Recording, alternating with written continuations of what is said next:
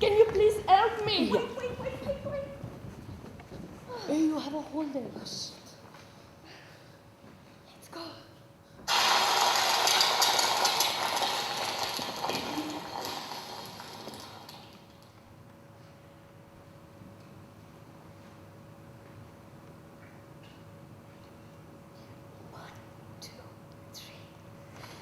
There are at least 6 of them. Yes. Taste, a more cautious and prudent faculty, has arrived at the same goal with a slowness which guarantees the lasting quality of its strength. Triumph. Success. Triumph. Success. Triumph. Gastronomy rules over our whole lives. From the cries of the newborn baby who begs for his nurse's breast to the dying man who receives with lot of pleasure his final portion, which, alas, it's too late for him to digest.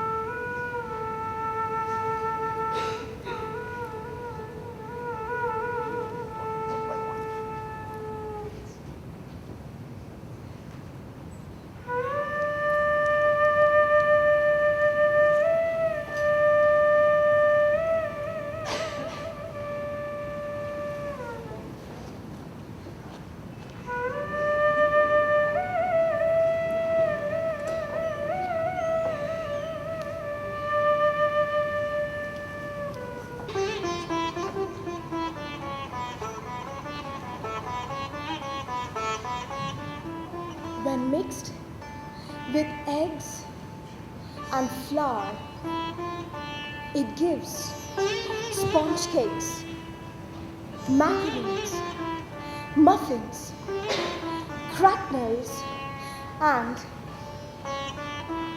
biscuits.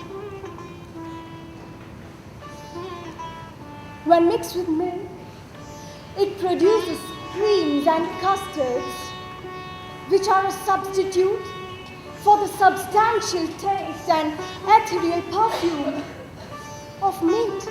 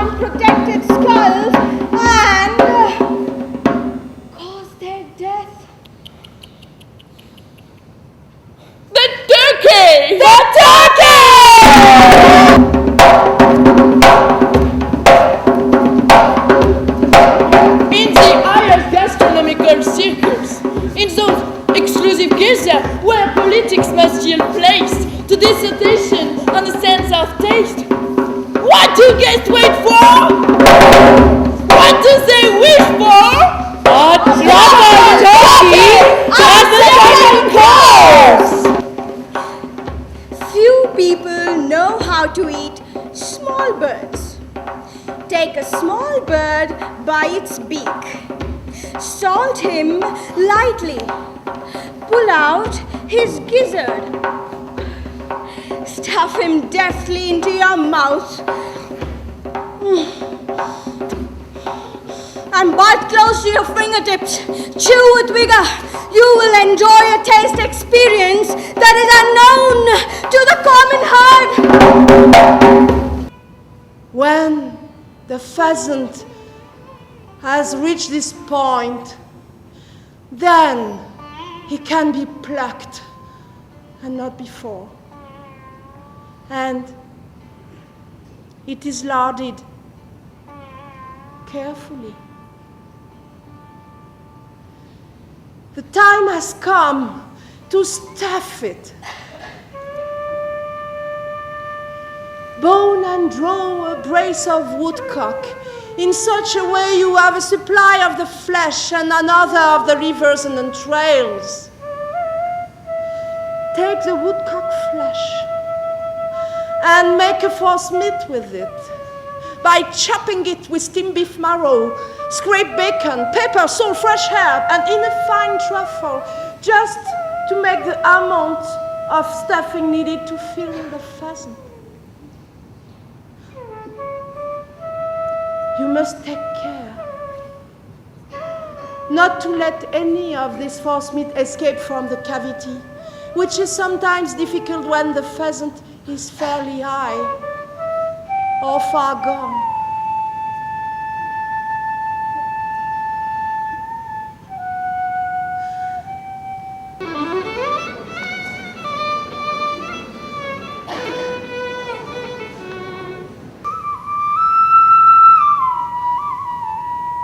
But this is not the last in our progression of enchantments.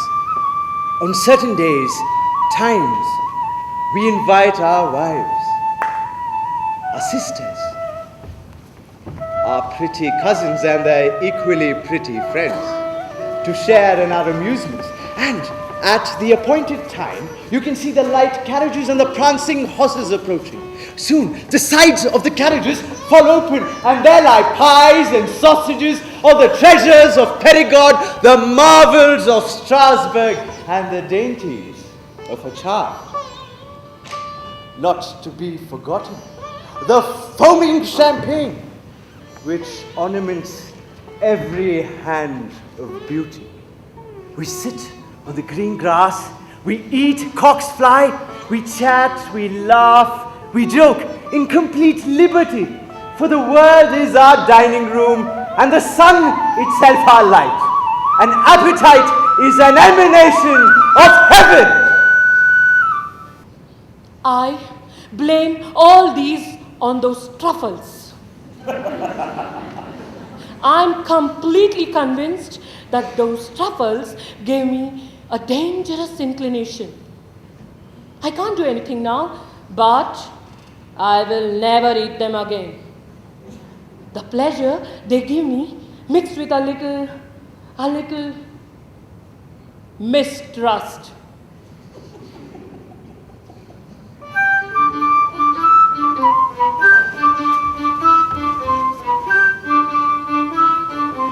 Buvons à la truffe noire, buvons à la truffe noire. Elle assure la victoire dans nos plus charmants combats. Au secours des amours, du plaisir, du plaisir. La Providence envoya cette substance, la Providence envoya cette substance, qu'on en serve tous les jours, qu'on en serve tous les jours.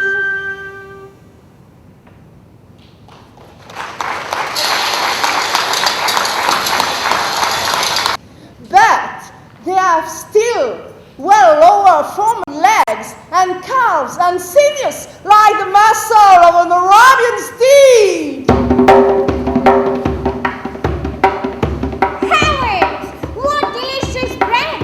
Where did you find it? From Limette. Ha!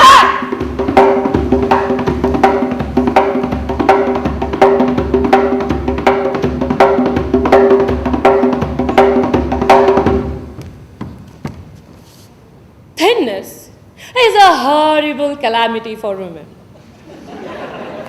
Beauty for them is more than life itself. It consists of all the roundness of its forms and graceful curving of its outline. An artful toilet or a dressmaker cannot hide certain angles nor disguise certain lacks. All thin women want to become plump.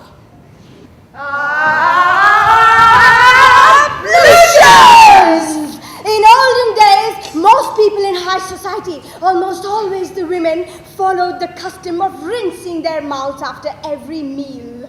Oh, that is changed now. Oh, that is changed Yeah, now. all that has changed now.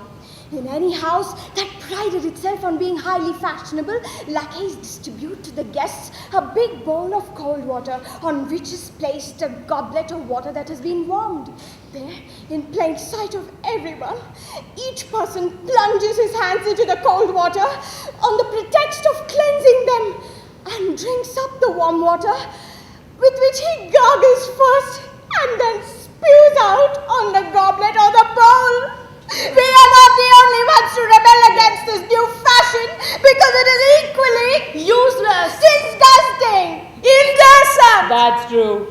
Most of all, it's a disgusting innovation because the prettiest and most beautiful of mouths lose all their charm when they usurp the functions of excretory organs. And then they're no longer charming or beautiful. And what can you say of those hideous caverns that open up to seemingly bottomless emptiness if it weren't for the rotting toothstumps that occasionally prop up in them? When certain limits of behavior are overstepped, I cannot say what the next step will be, and I cannot prophesy what purification will be imposed upon us. My dream. I felt the most extraordinary sensation of prickling numbness. It started beneath my skin and penetrated to the very marrow of my bones. And from the bottom of my feet to the top of my head, I saw a flickering violet flame.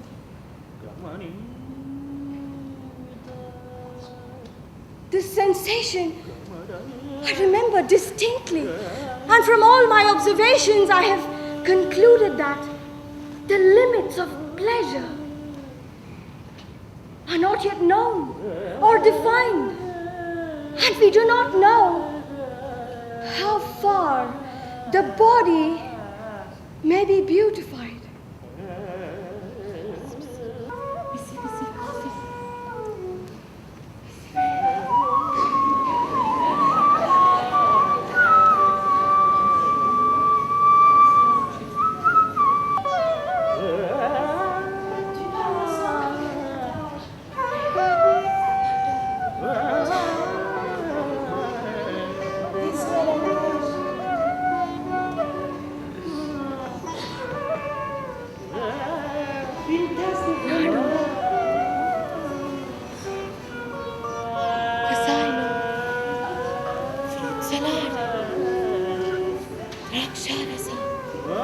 De la confiture d'angélique, des noix confites des ursulines du Bel-Air, des petits pains à la fleur d'oranger, des sœurs de Château-Thierry,